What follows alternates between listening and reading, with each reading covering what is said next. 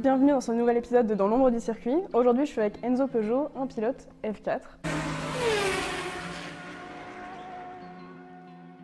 Si tu peux te présenter en quelques mots. Bonjour, c'est Enzo Peugeot, 17 ans. Et cette année, j'ai été vice-champion de France avec la FSA Academy. Donc, c'est pas ton seul palmarès, du coup. Non.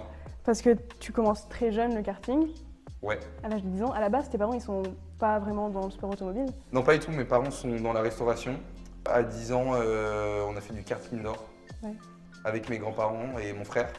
Et le gérant de la piste a dit que je roulais bien. Et du coup, juste à côté, il y avait une piste outdoor. Et on a acheté un kart. Et on a commencé à rouler. Et dès l'année d'après, j'ai commencé les courses régionales.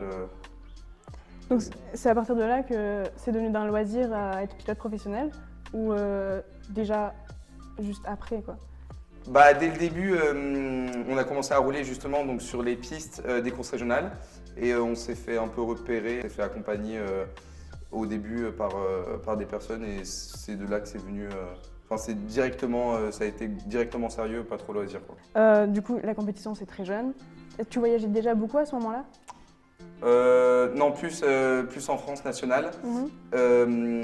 À partir de 2019-2020, j'ai commencé à aller faire des championnats européens, mondiaux en Espagne, Italie, Suède, Finlande, tout ça. Et du coup, pour les études, ça n'a pas été trop compliqué? Ouais, en 2017, à partir de la quatrième, j'ai commencé le CNED, donc les cours par correspondance. Parce qu'au début, ouais, c'était galère avec les cours, le collège acceptait pas trop que je partais. Et donc ouais, dès la quatrième, j'ai commencé le CNED et c'était beaucoup plus facile. Et pour te concentrer sur les études en même temps, à distance, c'était pas... En vrai, surtout à 12-13 ans, cet âge-là, c'était dur d'être autonome, concentré. Ouais. Mais de toute façon, si j'avais pas de bonnes notes, je roulais pas, donc j'étais obligé d'avoir des bonnes notes. Donc le karting, tu l'as fait jusqu'à quel âge? Jusqu'à 16 ans.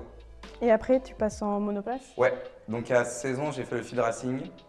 Et dès 2022, j'ai commencé donc le championnat de France F4. Pour ta famille, ça a pas... Est-ce que ta famille a dû faire énormément de sacrifices pour ta carrière?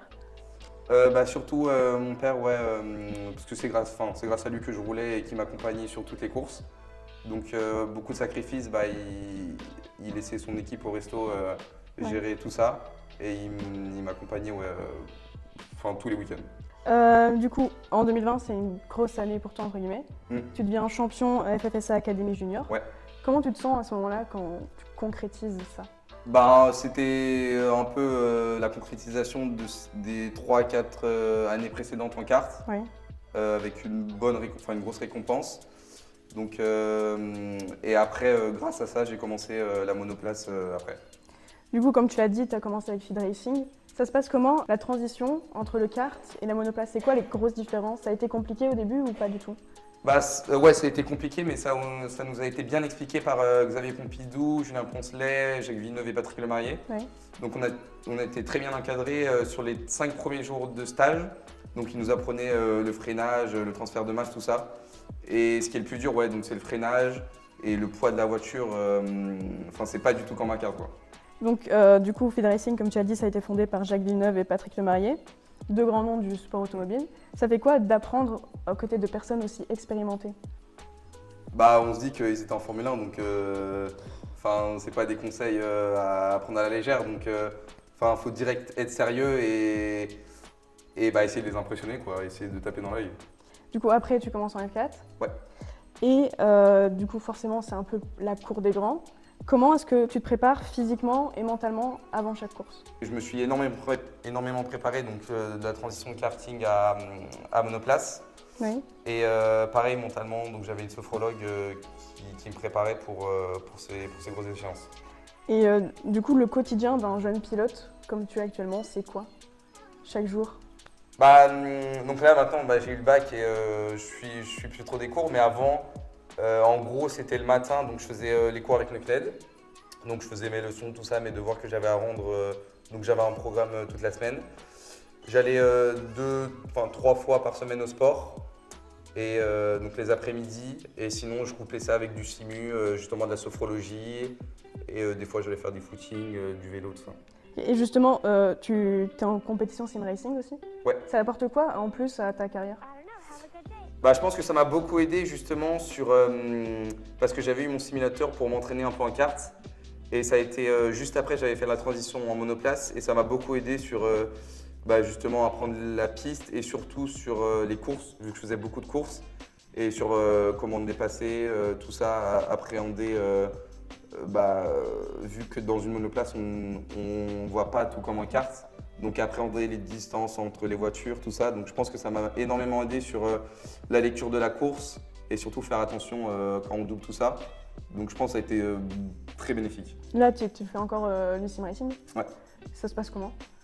Là, principalement, j'en fais beaucoup à la FFSA Academy, Ouais. donc au Pôle France. Et là, on travaille beaucoup plus en profondeur, on a les datas, on a les vidéos. Et donc, je suis avec un ingénieur, donc c'est beaucoup plus professionnel. Et justement, ça me permet de dégrossir le travail pour arriver sur la piste. Et on joue aussi sur les réglages de la voiture avec l'aéro, tout ce qu'il y a, les suspensions, tout ça. Donc on a un travail au préalable qui nous aide de ne pas être d'arriver direct sur le circuit et qu'on ait tous nos repères, quoi. Du coup, cette année, tu refais une saison F4. Tu as une super saison parce que tu as 7 victoires quand même. Ouais. C'est laquelle qui t'a marqué le plus? Dans les 7 victoires, c'était le Grand Prix de Pau où je gagne le 80e Grand Prix de Pau justement. Et ça, ouais, c'était ma victoire la plus.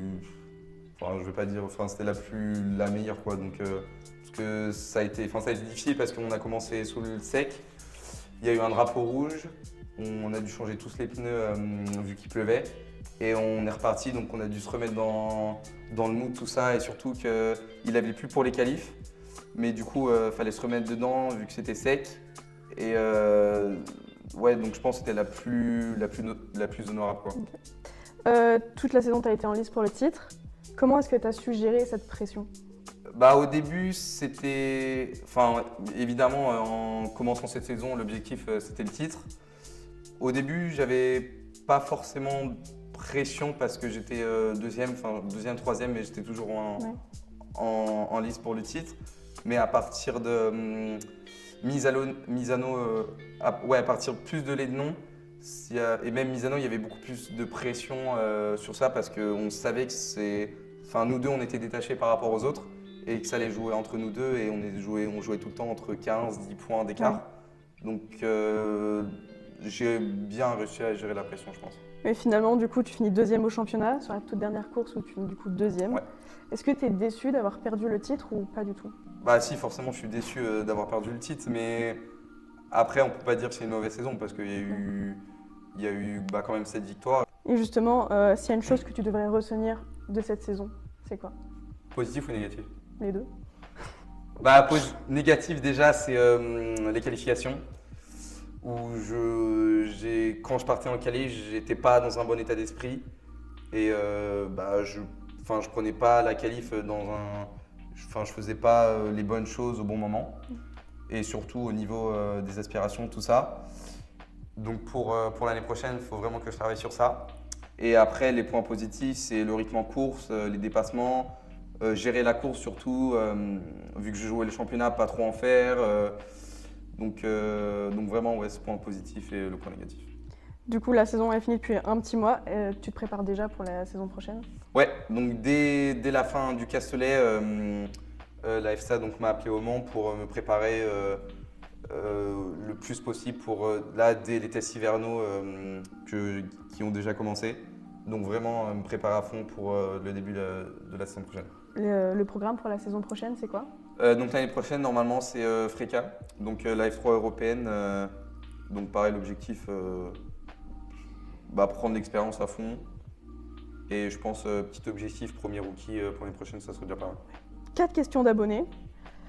La première, c'est comment est-ce que tu travailles en équipe avec tes mécaniciens et tes ingénieurs pour optimiser la voiture? Il faut savoir qu'avec la FSA Academy, en fait, on est tous sur la même structure. C'est pas des équipes genre comme en F3, F2, F1. Donc on a 2 mécaniciens en année et il y a 26 pilotes et il y a 6 ingénieurs. Donc en gros, il y a un ingénieur pour 4-5 pilotes. Et on n'a jamais le même ingénieur sur les 7 meetings toute l'année. Donc on n'a pas forcément, surtout avec les ingénieurs, on n'a pas forcément de relation à continuer au fil de la saison.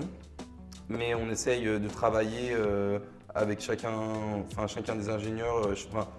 Pas tout le monde a la même façon de travailler, donc les révolutions sont difficiles à faire, mais après aussi, des fois c'est en français ou en anglais. Mais surtout avec les mécanos, on a une bonne relation tout au long de l'année, et donc voilà. Quel est le pilote avec qui tu es le plus proche? Comme j'ai dit, on est tous sur la même structure, donc à chaque fois on fait tous les briefings ensemble. On n'est pas H24 ensemble, mais on est presque à chaque fois ensemble, donc mais je vais quand même dire Louis Schlesser. Est-ce que tu as un idole dans le sport automobile? Si, en soi, Max Verstappen, parce que en fait, je m'identifie un peu à lui, parce qu'il y a des choses qu'on fait pareil. On n'a pas le même caractère, mais j'essaye de copier à lui parce que ça va devenir un des grands pilotes, je pense. Dans 5 ans, tu te vois où? Dans 5 ans, F2 ou F1. Je te le souhaite. La dernière question, si tu devais donner un conseil à tous les jeunes qui veulent se lancer dans le sport automobile, ce serait quoi? Karting? Des kartings? Ouais, ceux qui veulent. Des kartings déjà, être à fond, rigueur et surtout se donner à fond parce que y a pas beaucoup de gens qui ont cette chance de faire le sport automobile, mettre du karting ou de la monoplace ou de la GT, tout ça. Donc vraiment se rendre compte de la chance qu'on a et se donner à fond et vraiment kiffer à fond dès que tu roules, vraiment être à fond et prendre du plaisir et surtout pas lâcher l'école. Merci beaucoup de m'avoir accordé ton temps. Merci beaucoup. Et je te souhaite que du meilleur pour ta carrière. Merci. En espérant un jour te voir en F1. Merci beaucoup. Merci.